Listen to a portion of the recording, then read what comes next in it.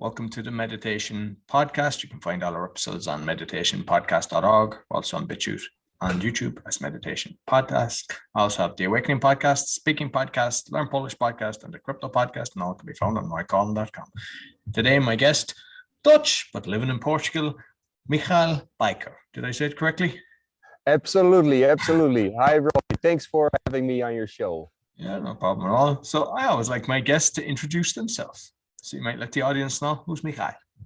Yeah, so my name is Michaël. I'm mostly teaching a lot of breath work, also here in Portugal, but also a lot online and meditation. And when I was younger, I learned about the power of meditation and breath work already since quite a young age, since I was about 14 years old. But then when I was 18, I had quite a big car accident and my body was pretty messed up in the hospital. And then I realized especially the importance of keeping your mind in good shape when the whole body is broken, basically, and how to start bringing some self-healing into my life, into the body. And then after that, especially, I started doing more breath work and meditation and QiGong, these kind of things. And then I really saw the power of all these practices. And yeah, then I kept developing myself and understanding that, hey, I think this is something the whole world needs as well. And I started teaching more and more. And basically, that's what I'm doing now, trying to share this knowledge, bring it out there into the world, to bring some healing, empowerment, and balance into people's lives. Excellent. And QiGong, what exactly? That's energy work. Is it with the hands and stuff? Is that what that is?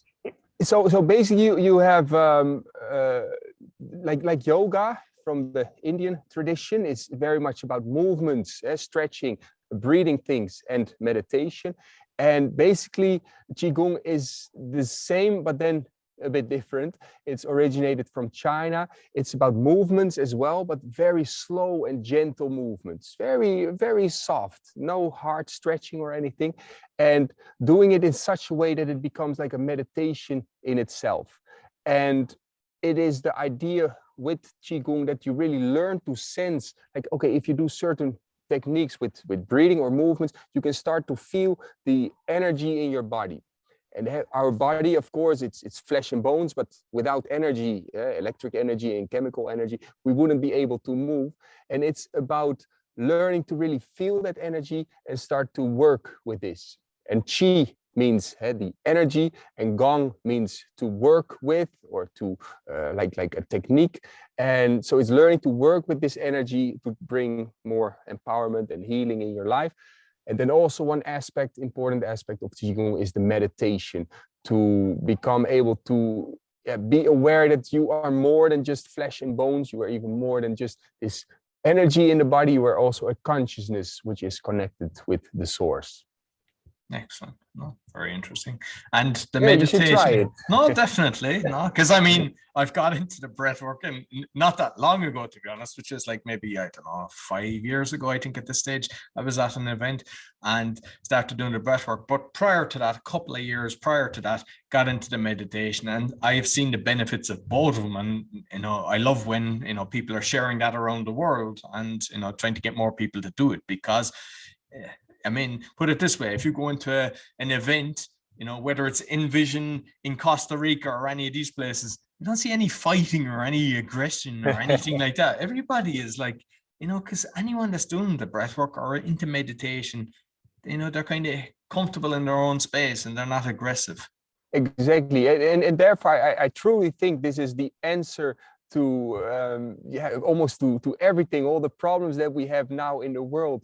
We try to fix it in a way by forcing maybe certain rules upon people that, okay, you should not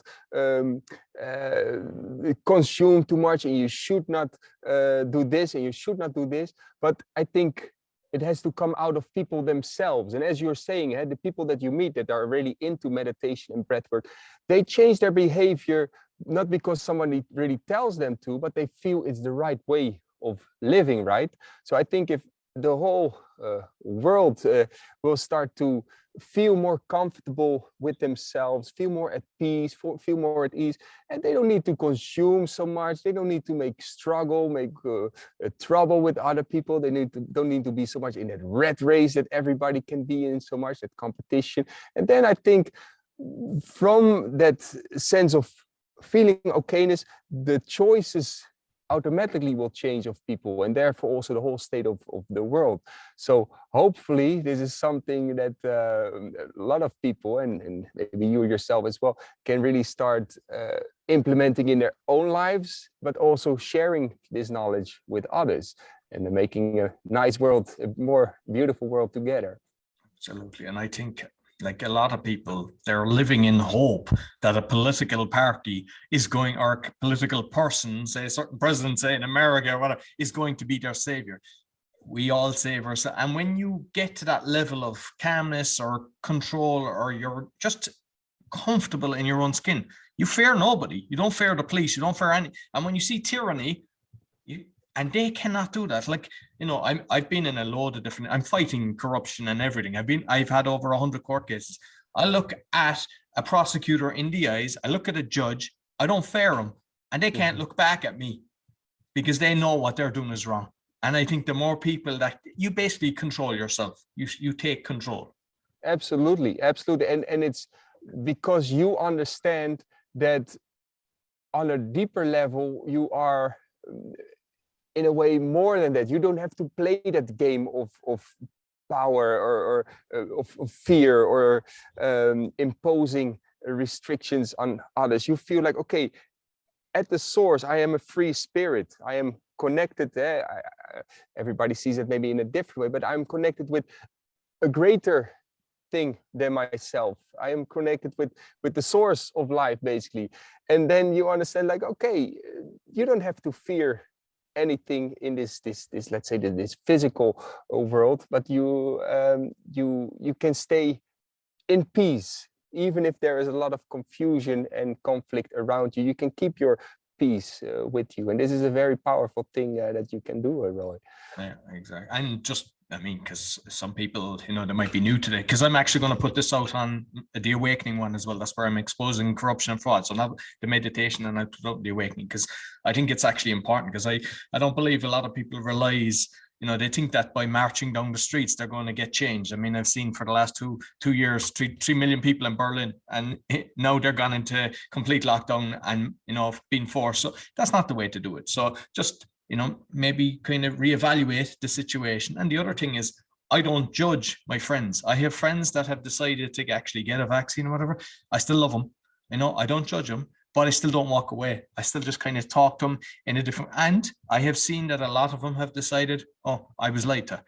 And because sometimes there's such, people are fighting each other, and families are breaking up, friendships are breaking up, because it's my way or the highway.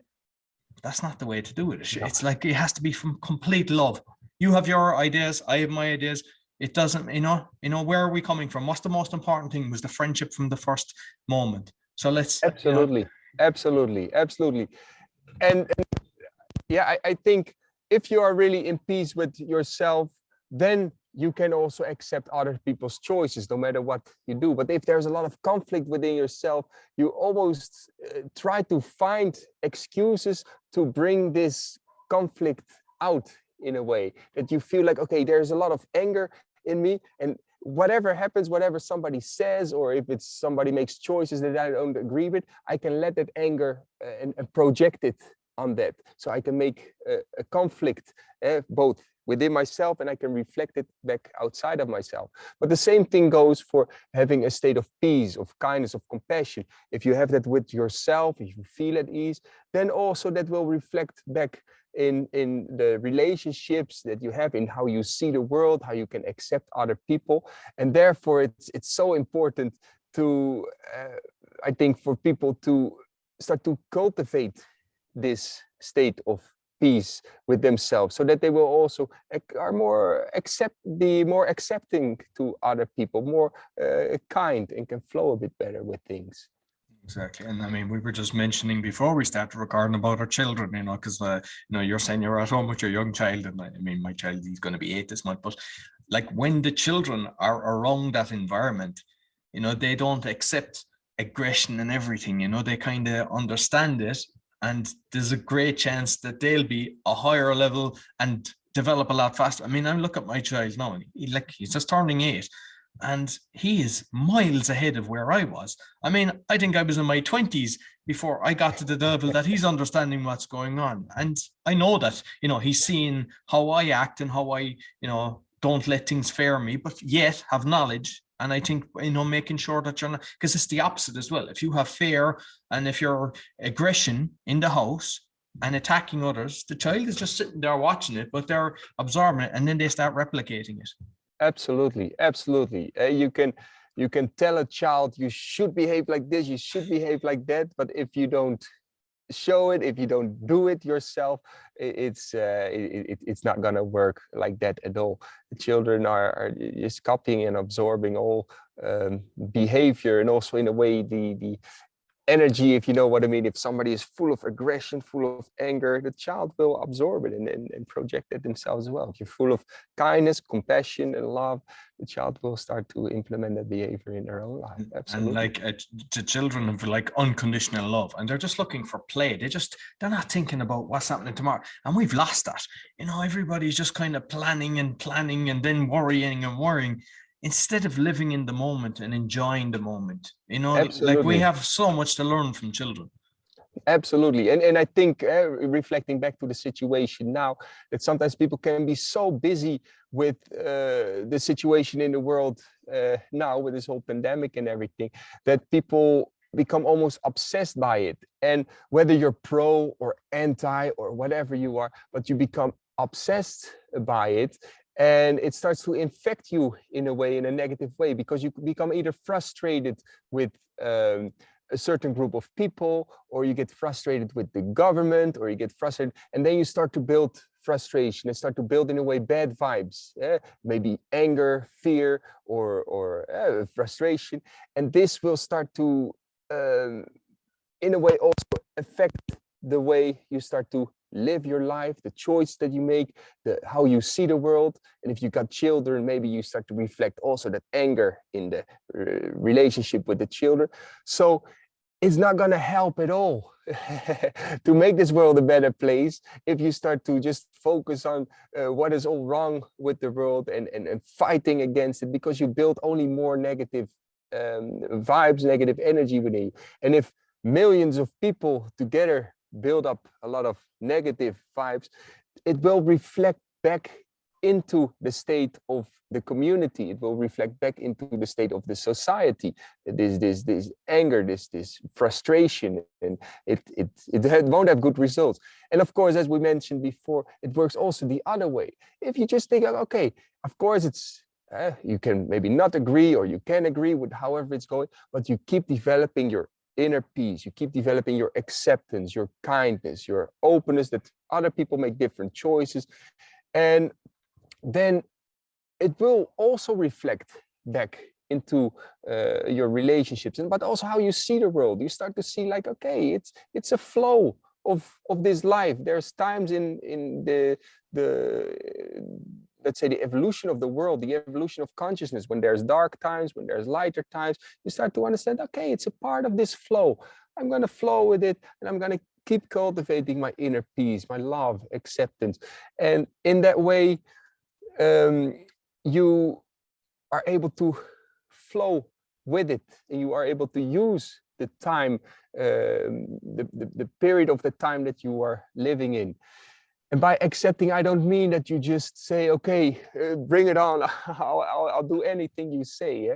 But you stay in your power, you keep choosing what you feel is the right thing to do, and you feel like, okay, I feel this is something I really feel from the heart, it's the right choice to make. Like I mentioned, whether it's pro or anti, all good, but you stay pure and in line with what you feel is the right thing to do. And that is very important. And then you if you can really do that, then you can also accept better what other people choose. You accept, okay, I make my choices, other people make their choices. It's all right. We're all human beings living together on this planet. All good. Absolutely. And with the different, say, meditation, what type of meditation do you teach and practice yourself? So, in essence, a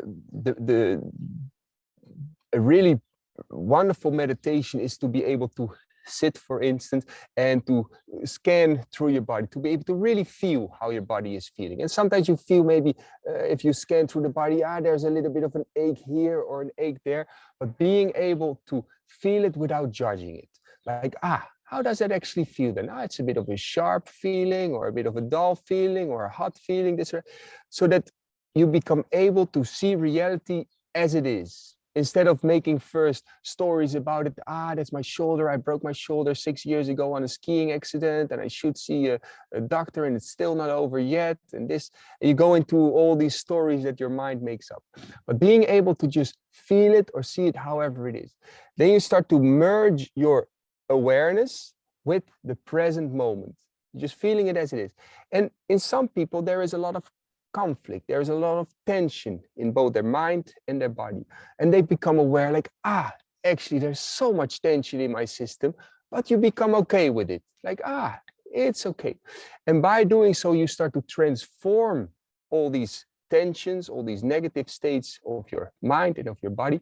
You'll be able to, in a way, transform them to let these tensions come to the surface. You feel them, but then they can go out of your system.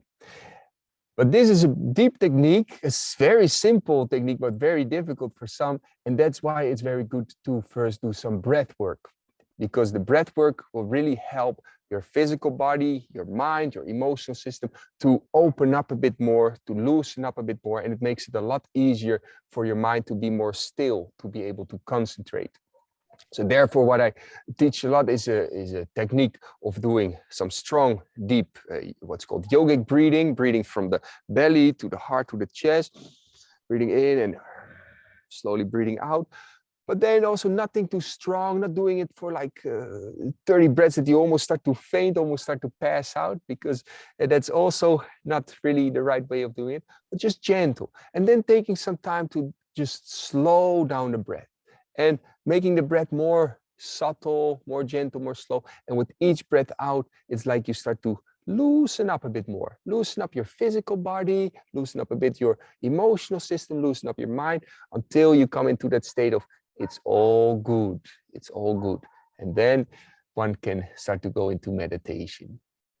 And with like the breath work, because I've tried, I don't know, maybe 6 to 10 different types.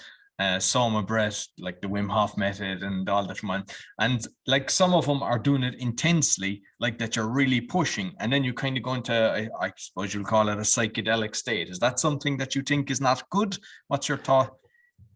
Well, just let me try to explain quick what is happening on a physical level when you're doing hyperventilation, what it basically is. So you're breathing more than you actually need. You hyperventilate air through the body. You bring a lot of CO2 out, but your body needs CO2 for it to have the right balance in pH. So the carbon dioxide makes the blood more acidic. And why is this needed? Because the hemoglobin, the transporters of oxygen through the blood, they need a bit of acidity to be able to let go of the oxygen to the cells in the body. So if you bring a lot of CO2 out, the blood becomes very alkaline, and it's very difficult for the oxygen to be released from the hemoglobin.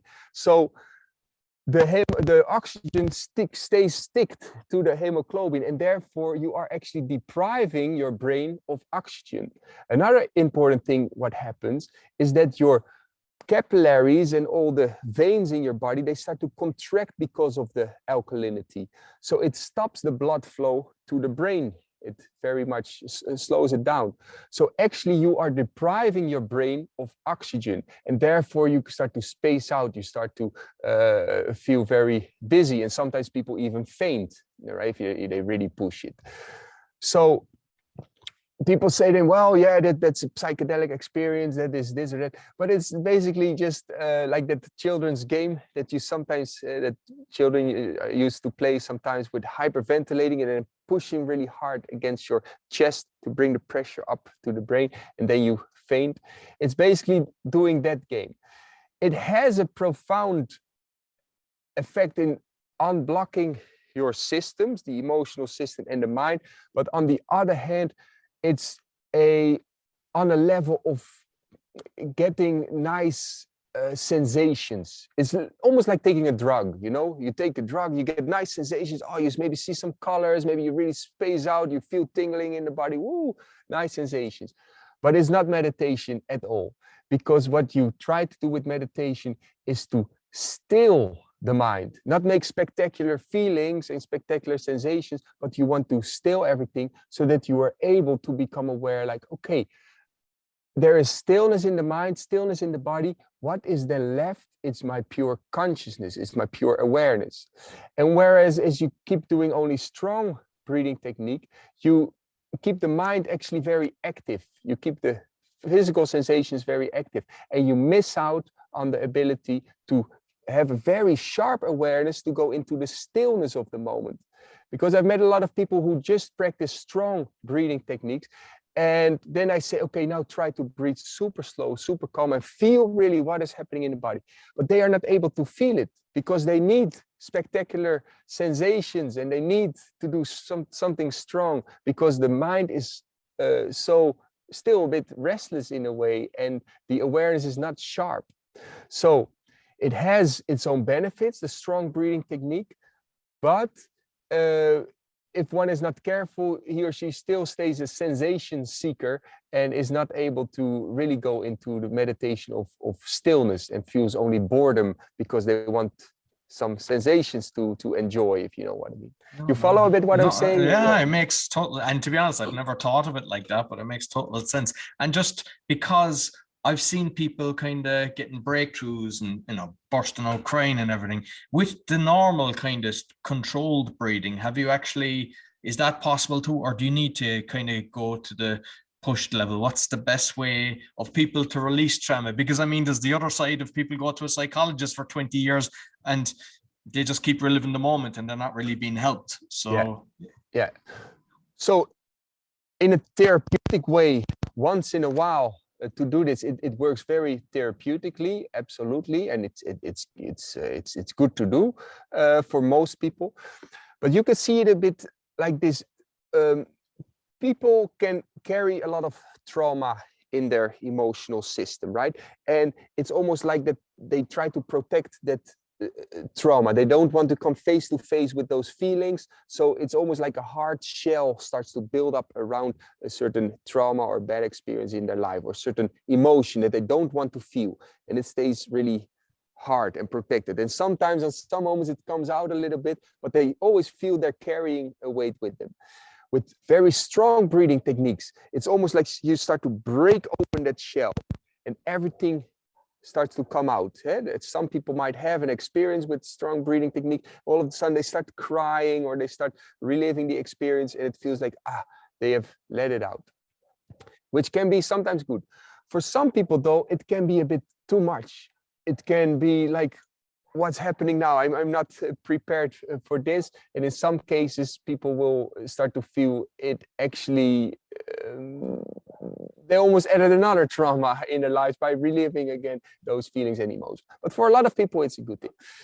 What I try to teach though is to not break open the shell and let it come out in that way, but to start to bring the awareness within, and very slow.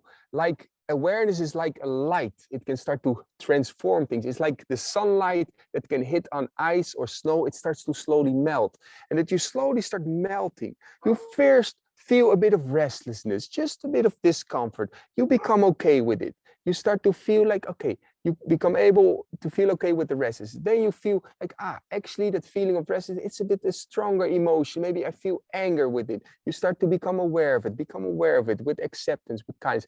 And like that, you start to slowly melt those hard shells around it.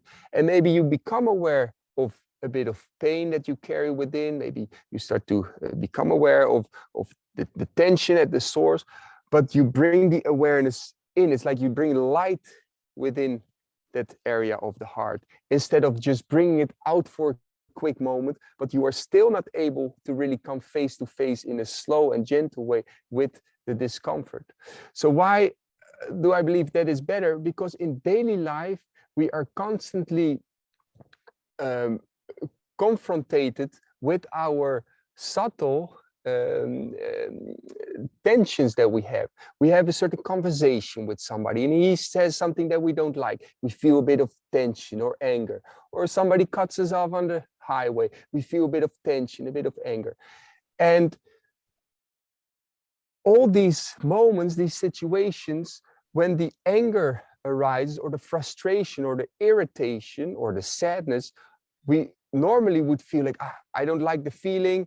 I blame that person for the way that I feel, or I eat a lot of chocolate just to distract myself from the feeling. And like that, you keep going through life. Whereas as you learn in slower breathing techniques and in meditation to bring the awareness within and to become okay with how you feel, you are able to transform yourself from that. So that you feel, if somebody says something not nice, you don't like, and a feeling of frustration or anger comes up, and you know, like, now I feel a little bit of frustration, anger. I'm not going to react in it in a way thinking how stupid that person is, that he or she always says something like that, or maybe even shout at the person. But no, I'm just going to feel like, a bit of tension that's coming to the surface. I'm okay with it. And you bring again that awareness on it, and then it starts to transform. Instead of you reacting to it and becoming almost like a slave to the emotion or the feeling and behaving in a way that you, after a lot of times, can regret, you start to become able to just feel it as it is. That's what I feel now. That's what I feel. And then you start to become able to see every moment that you feel in daily life a bit of anger or frustration as another opportunity to clear yourself from anger or frustration, like you're purifying slowly yourself from all these negative states of being, until you become completely light, and let's see that there's no more blockages in that system. And then if somebody cuts you off the road, you'll be like, no worries, maybe he's in a hurry. Or if somebody says something not so nice to you, you think like, well, okay, that's what he or she thinks, that's all right. You can feel that. So you follow a bit what I'm saying, Roy. It's Absolutely, a different, absolutely, different and I actually I think it's probably a better way, something that I haven't thought about, because I have seen it and spoke about it with a few people on the kind of, let's say, the hyperventilating stage. But the one thing that does fear me is when you're doing that in an event, you're surrounded by facilitators, and now a load of them are doing it online. And that scares me, that somebody is encouraging somebody that has never done it, and they're pushing this really, intensive breath work. And if somebody gets that kind of reaction of maybe being raped or something like that, because that I've heard of situations like that, I don't think it's actually a safe environment when you're at home and you don't have a facilitator to hold over you and comfort you and cuddle you and kind of tell you you'll be okay. Absolutely. You can be so overwhelmed with the stuff that comes out, that some people carry in with them. And like I mentioned, it can become a traumatizing experience again by itself, like a really bad trip. And they have no support whatsoever. They are maybe at home laying on the floor and not knowing what is happening. So yeah, it definitely has to be in good guidance in real life, and not just something you do online. I agree with that.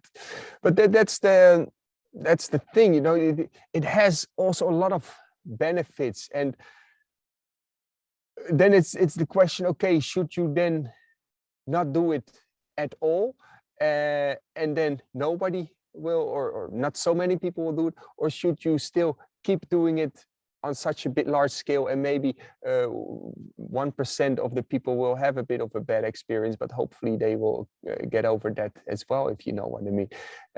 So it's a choice that everybody has to make for themselves, of course. But I do like the fact that so many people are getting into this things, and it's a beautiful thing.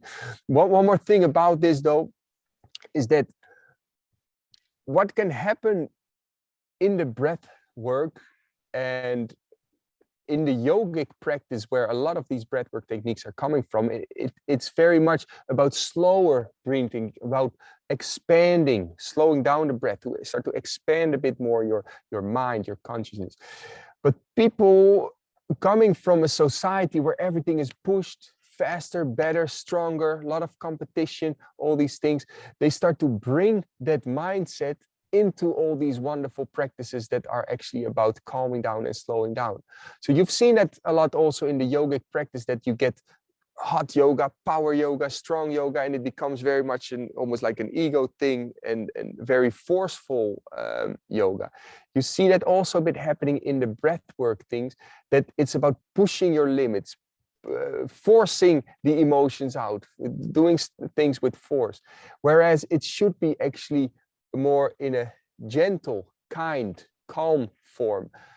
But like I mentioned, a lot of people take that same mindset as they carry that high stress level from their daily living, from the society that we live in. They take that into the practice, and that reflects back into the techniques and how they do it in that way. So we have to be a bit careful for that. Absolutely. And I've seen, because like I've done a bit of research, and you've got 70,000 students and different courses that you've done. I don't know where I've seen it on Udemy and a few, like, but very high ratings, and actually extremely reasonably priced, because a lot of different, I mean, I've seen some of this stuff, and there's people charging hundreds or thousands. I don't know, is it something like $15 or something like that, that there's a load of courses that you have, which is brilliant, you know, that you're offering, you know, and it's not just 1 hour, like you've got a whole kind of module that you're giving. Yeah, no, for sure. I mean, even people, if they cannot afford it, they can have it for free. Also for your listeners, all good. The thing in life, Roy, as you might have understand, what is true richness? You know, is it having a lot of money on your bank account? No, that's not it. It's about feeling really that state of fulfillment within, being able to share with others. That is where true richness lies in this life. We grow up, unfortunately, really with the idea that the more money you have on your bank account, the happier you will be. And most of the people already know that is not the case, but really living up to that and really feeling like, okay, if you share, if you give, if you add something to humanity, to this world, you get rich on another bank account of the soul, if you know what I mean. Absolutely. So it's all about sharing, which brings true richness, true happiness on the soul level. And I think this is something that more and more people start to understand. And I also strongly believe that in life, you start to tap into a certain flow where when you start to give, it's like life starts to nurture you, starts to give you everything you need to keep on giving. You tap into a flow of things that you receive so much when you are giving. And this is something that a lot of wonderful saints talked about, and Jesus spoke about already. Things like, okay, if you give, you receive back in tenfold. So I, from a young age, I was very lucky to see my parents do that a lot. And they were very much Christian. They were giving a lot of money to the poor. And I always felt like, okay, it's a nice thing to give. I keep doing it. And then now life, thank God, nurtures me with everything that I need to keep on giving. Happy me and happy other people, happy family, all good. No, beautiful. And I mean, I saw that. I was very lucky. My parents, my mom is unbelievable. She just constantly gives, but never had anything bad happen in her life. You know, just everything just comes. You know, like, you know, money comes in when it needs to come in, and and I mean, I went under the chase the money route in life. You know, was working hard, was making a load, had lots of houses, and then lost a whole lot. And through that journey, then just changed over. And now it's like, I mean, I'm doing a load of the podcasts, which are all free, and I'm just trying to help humanity with what's the craziness going on in the world. but I'm the same. Like, I mean, I look at a lot of the bad things that can happen, and life is good, and I believe that you give out goodness, it comes back. Exactly. It's like a law, a universal law on a spiritual level, a universal law on the more subtle layer of this reality, that when you give it, you will receive back so much. So yeah, great to hear that you're living up to that, living up with that law of nature, because you might have experienced yourself and known so many people that have so much, but it's never enough, and they always feel like a bit of emptiness still, and they want to fill it up more and more, but it's like a black hole that can never be filled up. But as soon as you start to realize, like, okay, there is already fulfillment within yourself. If you can start giving, it's like, it's not a black hole, but it becomes a source. It's like the other side of a black hole, if you know what I mean, where everything starts to keep flowing out of. Exactly. And that's tapping into your source of fulfillment, into the divine source within. And I think, because I mean, I'm seeing more people kind of going through that journey. Everybody has something happens in their life that they kind of change from that. And I like the beauty of it. Nobody actually goes back, once somebody makes a transition, if anything, the pebbles thrown into the water, the ripples are going out, that people are looking at how their life is and what they're doing, and they start replicating it and even talking to them and learning from it, that they can make the change as well. It's such a, well, it's part of this phase of the evolution of humanity that we are in, but it's such a shame almost that we are being raised in such a way to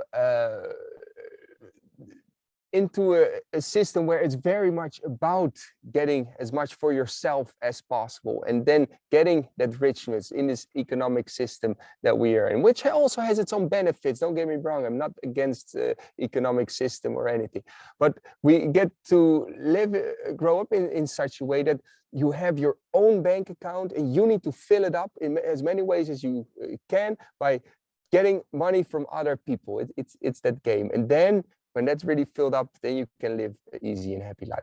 Whereas on a more spiritual level, it actually is working the other way, right? As we talked about before. It's when you start to be able to really give and share, then that bank account will start to almost fill up by itself in a way. So I think if this consciousness is really starting to shift in a lot of people, because like you mentioned, a lot of people who have experienced that moment where they were chasing the success, the money, and they were feeling like, okay, this is not really bringing me happiness, and they started to live in a different way.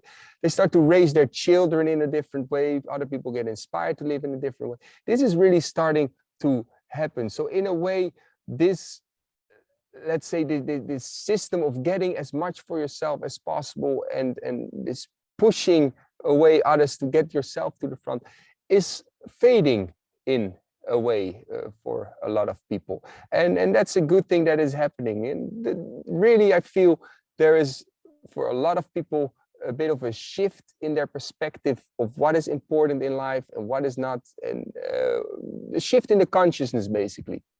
No, absolutely. And like, I know maybe not for the meditation listeners, but for the awakening listeners, a lot of them are trying to get the message out. And I just want to talk on your social media thing, because I was looking at the figures and I was like, whoa, YouTube, you've 2.7 million, Facebook, 52,000 followers, Instagram, 30, like, is that something that you consciously try to do, or did it just come in? Like, because with me, I've got, with some channels, 1 million views, but others 10,000. Like, I've tried different things, and it just seems to work for some, and it doesn't with others. And I got removed from YouTube from what I call spreading the truth. And even today, I've noticed on my because I use Spotify, which is by Anchor, the numbers are going backwards, and that was happening on my YouTube as well. That shouldn't happen. That should be, but they've done that on a few of the podcasts as well.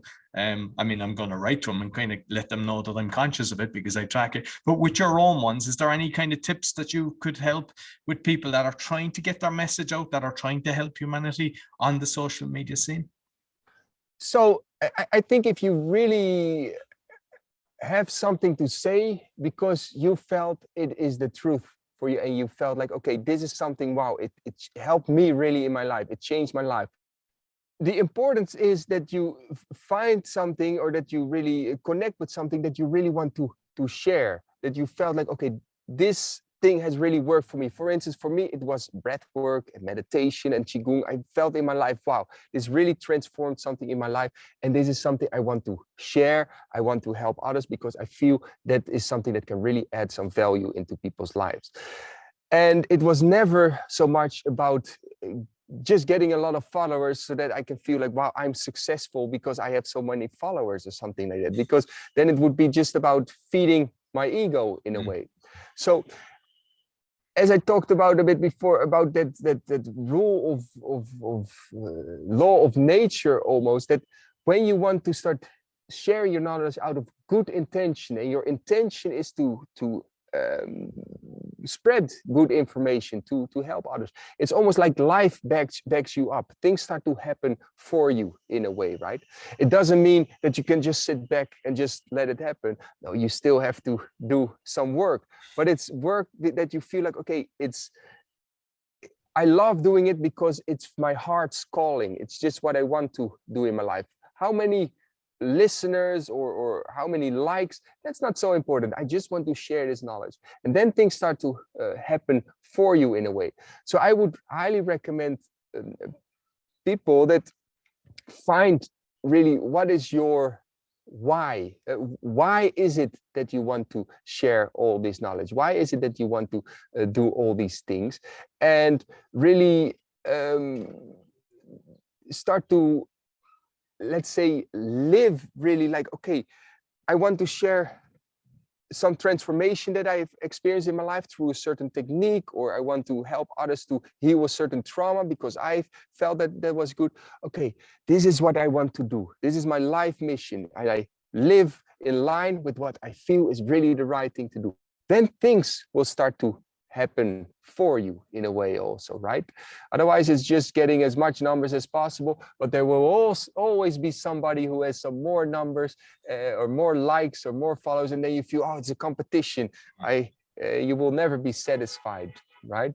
So work hard for it, don't get me wrong, but find out what is the real reason why you're doing it, and make sure that it's really out of passion, out of wanting to share something. Yeah, and like just done that with my own one. I remember, I mean, I'm doing the 2018, I started the speaking podcast, and just the different ones. And I mean, I mentioned with the YouTube that hit over 1 million. That was like, yeah. And then like I was looking between the combination of it, and because I track everything, and I hit the 1 million, and I thought beautiful. Prior to that, I would have thought I'd be jumping up and I just went, huh. And it didn't bother me at all. And it's like I've even had conversations with people, because sometimes I do a show with, and I said, if one person listened to this and made a change, or if helped one person, would we still do the show? And we said we would. So as because I know that some people on the other side, because I love what you said, just do it and put the truth. I think that's lovely what you've actually said. And like, because on the opposite side, some people, if they're not getting the thumbs up, or if they think, because I mean, I know a load of podcasters, and some say, I'm only getting 30 views. And I'm like, but that means 30 people are actually listening. Don't knock yourself for it. Like, if it goes up 33 in a month's time, that's a 10% increase. Just then, don't be worried about it. Would you do it? And when you ask people, would you do it if you made a change with just one person? They all said yes. So beautiful. I think if we kind of look at it from that kind of way, then we're not going to go, I want to be, because there is people with 10 million, there's people with 100 million, usually with massive budgets behind them and from the wrong reasons, and stop comparing ourselves with things like that. Exactly. And do it like you're doing yourself. Do it with a sense of passion, with excitement, like, okay, because people feel that, you have, of course, your speaking podcast as well. You speak to a lot of speakers, but the audience feels it. If somebody speaks something out of enthusiasm, or feeling that they've really experienced something and they want to share it, people feel that energy in a way. Speaking and doing podcasts or showing something or making art, it's not just a thing for the physical senses. It's almost like you are transmitting a kind of energy that people pick up. If you tell a certain story in a certain way, it's like an energy that makes people feel a certain emotion or start to think in a certain way. So if you do something with passion or feeling really what you want to transmit or want to share with other people, then there will be success. And not if you try to pretend to be something that you are not really, or that you have not really experienced, or that you want to show the world something that you are not really, if you know what I mean. Absolutely. And I've noticed it as well. The people that are coming from the heart, the numbers, it gets justified. It's like people know. It's like people switch off, because you can even track where people drop off. And I think people can feel it as well. You know, it's just whether they're Absolutely. listening or watching, they know who's genuine, who really wants to make a difference, and who's there to help, or who's there to actually, oh, I want to sell my book, and that's the only reason that I'm coming on, kind of thing, you know. And this, no, absolutely. Yeah. Well, listen, Michaël, it's been wonderful speaking to you. How can people get in contact with you? Wonderful. So if one wants to learn more about the breathwork or the qigong or these kind of things, they can find me on the website yogalab.com. It's yoga LAP, from the Life Awareness Project. And there they find all sorts of courses, and I do live sessions for free every Saturday on YouTube. They can follow that as well. They can just search my name. And do a breathwork course or a 7-day training program to learn simple meditation techniques. And all these courses are on a pay as you like basis, starting from 10 euros or $14 up to whatever you want to pay. Or if you really cannot afford it, it's even for free. So I would highly recommend to learn some of these techniques, and it will improve your life in so many wonderful ways. And otherwise, Instagram and all these kind of things, just search the name, and then you find some things online. No, brilliant. And I mean, as I mentioned during the show, because I saw the reviews, all the 5-star rating as well, which, you know, when you've got 70,000 students, you know, because I mean, you'll see it in other ones as well. When people are being frauded, it starts reflecting and on the opposite side of the spectrum. And hence why I believe that your numbers on your social media are so impressive, because people are actually benefiting from what you're doing. And I love what you said. If you can't afford it, you give it for free, which is beautiful, because I know that some people have lost everything, you know, through this craziness. And, you know, I think they appreciate when somebody actually, you know, doesn't be trying to, you know, if they haven't got it, they can still actually participate. So, you know, I commend you on doing that. Wonderful. Yeah, I mean, knowledge is for sharing, right? Not for business. And I think hopefully this is gonna become a normality in our society, that sharing knowledge and sharing things it's not all about money and all about business. It's about improving humanity, improving other people's lives, and that's where the true richness will come from. Absolutely, absolutely. Listen, Michaël, thank you very much. Really appreciated our conversation. Thanks, Roy. All your listeners, peace, love, and wisdom. All the best. Let's make this world a beautiful one. So that's all for the Meditation Podcast and the Awakening Podcast. You can find all our episodes on meditationpodcast.org and awakeningpodcast.org. And be sure to give us a thumbs up, 5-star rating. Really helps. Until next week, take care.